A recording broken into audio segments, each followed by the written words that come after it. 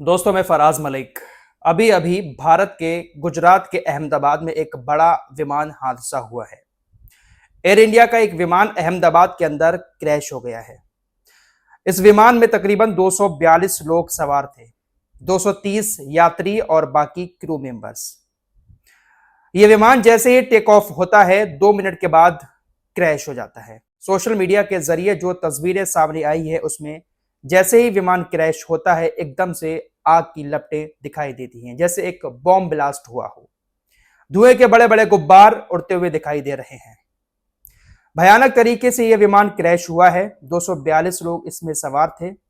कितने लोग इसमें जिंदा बचे हैं, कितने लोगों की मौत हो गई, अभी तक कोई ऑफिशियली जानकारी सामने नहीं आई है, क्योंकि हादसा इतना ज्यादा खतरनाक था कि पूरा का पूरा विमान मलबे में तब्दील हो गया। विमान जब टेक ऑफ होता है तो अपने पूरे जोश में होता है, सारे इंजन उसके खुले हुए होते हैं, पूरी ताकत के साथ ऊपर उड़ता है, और ऐसे में अगर क्रैश हो जाए तो सोच सकते हैं आप आलम क्या रहा होगा। खबर के मुताबिक डीडीसीए की तरफ से बताया गया है कि जैसे ही प्लेन टेक ऑफ होता है, उड़ता है, फौरन एक इमरजेंसी कॉल मदद की आती है, लेकिन वक्त इतना नहीं मिल पाया कि मदद की जा सके। जैसे ही इमरजेंसी कॉल आती है फौरन ही विमान क्रैश हो जाता है। टेक ऑफ होने के फौरन 2 मिनट के अंदर ही अंदर थोड़ा सा ही उड़ा था विमान और फौरन वो गिर गया। खबर आ रही है कि इसमें गुजरात के पूर्व सीएम विजय रूपाणी भी मौजूद थे। हालांकि अभी तक कोई ऑफिशियली जानकारी नहीं आई है कितने लोग बचे हैं, कितने मर गए। फायर ब्रिगेड की टीमें, एम्बुलेंस, सब कुछ वहां पर पहुंच चुका है। मलबे को हटाने की कोशिश की जा रही है।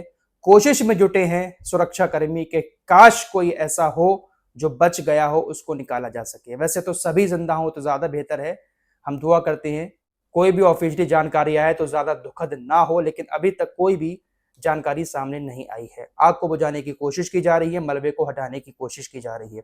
जब तक मैं इस वीडियो को रिकॉर्ड कर रहा हूं अभी तक कोई जानकारी नहीं आई है।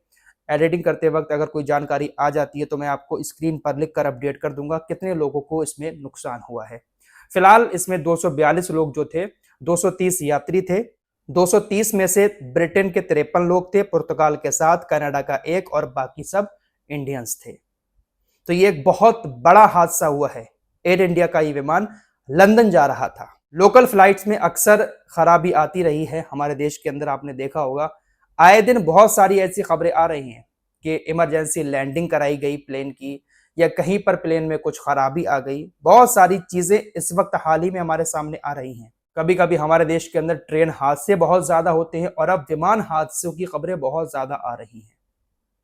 फिलहाल इसमें कौन जिम्मेदार है, किसकी कमी है, किसकी गलती की वजह से ये विमान क्रैश हुआ है, वो तो सब बात की बातें होंगी, लेकिन जो 242 लोग इस वक्त सवार थे, अब उनका सवाल है कि आखिर वो जिंदा हैं या नहीं हैं। फिलहाल अभी अभी एयर इंडिया की तरफ से एक हेल्पलाइन नंबर जारी किया गया है 1800569144। अगर आपका या आपका कोई जानने वाला इस विमान में सवार है तो आप इस नंबर पर कॉल करके जानकारी दे सकते हैं। फिलहाल दुआ करते हैं कि ज्यादा जान का नुकसान इस हादसे में ना हुआ हो, लेकिन जो तस्वीरें सामने आ रही हैं अल्लाह ही मालिक है। आइए अब थोड़ी सी बात मिडिल ईस्ट की भी कर लेते हैं। आपको 2 दिन पहले बताया था मैंने कि गाजा के अंदर एक संगठन हमास के खिलाफ खड़ा हुआ है और उसको पूरा पूरा समर्थन इजराइल का है। इजराइल उसको हथियार भी दे रहा है, इजराइल की सेना गाजा के अंदर उनकी सुरक्षा भी कर रही है और पैसा भी दे रही है। आपको बताया था मैंने कि यासिर अबू शबाब ने एक संगठन बनाया है जो काफी टाइम पहले जेल के अंदर था। हमास की सरकार ने उसको जेल के अंदर डाल दिया था चोरी और ड्रग्स की तस्करी करने के आरोप में। 7 अक्टूबर 2023 को इजराइल ने हमला किया गाजा के ऊपर। जेल में भी हमला हुआ और वो छूटकर भाग निकला। हो सकता है कि शायद इसी वजह से वो हमास के खिलाफ हो, क्योंकि उसके गलत कामों की सजा हमास ने उसको जेल में बंद करके दी थी। फिलहाल इजराइल के प्रधानमंत्री नेतन्याहू ने उसका फायदा उठाया और उसको पैसा और हथियार देकर एक संगठन खड़ा करने की बात कही। 300 लोग इसमें शामिल हो चुके थे। हमास ने उसको देशद्रोही करार दिया। अब खबर आ रही है हमास ने जानकारी दी है कि हमने तकरीबन 50 उसके लड़ाकों को मार दिया।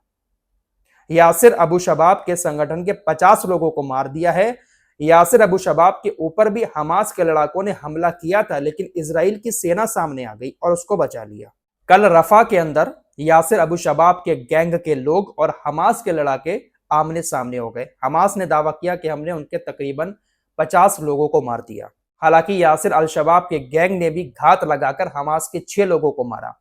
यासिर अल शबाब को मारने ही वाली थी हमास की ब्रिगेड कि इजराइल की सेना सामने आ गई और उसको बचा लिया। हमास की तरफ से यासिर अल शबाब से साफ कह दिया गया है कि इस बार तो बच गए हो, लेकिन हमारे निशाने पर चढ़ चुके हो, हम तुम्हें जिंदा नहीं छोड़ेंगे, हम तुम्हें आज ही मार देते। वो तो इजराइल की दुश्मन सेना एयरफोर्स बीच में आ गई, वरना हम तुमको आज ही खत्म कर देते। हमास ने साफ कह दिया है कुछ भी कर लो, जिंदा नहीं बचोगे। फिलहाल इजराइल ने हमास के खिलाफ गाजा के ही एक शख्स को खड़ा कर दिया है, उसके साथ भी कुछ लोग जुड़ चुके हैं, लेकिन हमास सबको मार रहा है। ईरान की बात कर लेते हैं। ईरान का परमाणु प्रोग्राम इजराइल और अमेरिका लगातार रोकने की कोशिश कर रहे हैं। अमेरिका लगातार ईरान से बात करना चाह रहा है अपनी शर्तों के साथ, लेकिन ईरान बात करने को तैयार नहीं है। अब ऐसे में खबर आ रही है कि डोनाल्ड ट्रंप ने 2 टूक कहा है कि भाई कुछ भी हो, हम ईरान को परमाणु हथियार हासिल नहीं करने देंगे।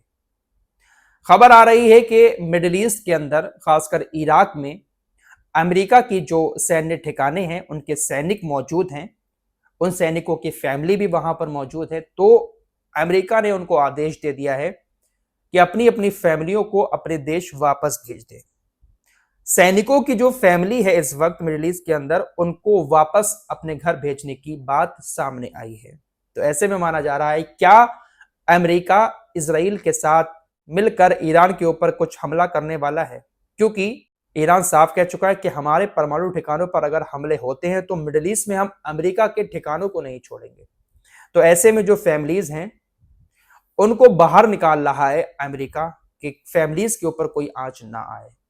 इससे अंदाजा लगाया जा रहा है कि हो सकता है कि जल्द कुछ हो जाए मिडिल ईस्ट के अंदर।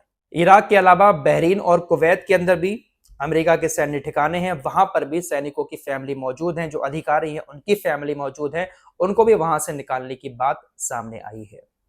फिलहाल यूनिसेफ की बात कर लेते हैं। दोस्तों, कल international day of play UNICEF की तरफ से मनाया गया। आपकी स्क्रीन पर ये जो दिखाई दे रहे हैं, ये बॉलीवुड के हीरो आयुष्मान खुराना हैं। ये नेशनल एम्बेसडर हैं यूनिसेफ के। इनकी तरफ से एक मैसेज दिया गया है, बिजी दिनचर्या के बीच आइए हर दिन खेलने के लिए टाइम निकालें और अपने बच्चों के साथ उनकी आश्चर्य और आनंद की दुनिया में शामिल हों।